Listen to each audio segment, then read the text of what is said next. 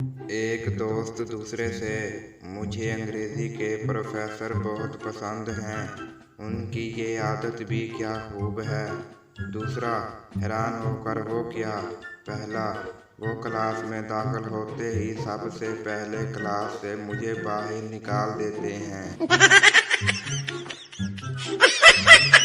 तीन चरसी रक्शे में बैठे, रक्शे वाले ने रिक्शा स्टार्ट करके बंद कर दिया और बोला, लो साहब पहुंच गए। एक चरसी ने शुक्रिया अदा किया, दूसरे ने पैसे दिए और तीसरे ने रिक्शा वाले को थप्पड़ मार दिया।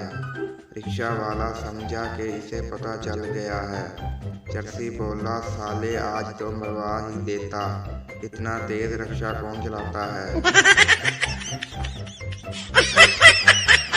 एक बच्चा एक सवाल को हल कर रहा था, लेकिन हर मर्तबा जवाब गलत आता और 1 रुपए की कमी रह जाती। मास्टर साहब गुस्से से बोले, जब तक सही जवाब नहीं निकालोगे छुट्टी नहीं मिलेगी।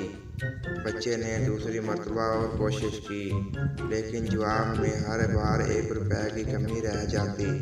उसने तंग आकर जेब में से 1 रुपए निकाला और मास्टर साहब की मेज पर रख कर बोला, ये लीजिए 1 रुपए और आप मुझे छुट्टी दे दें।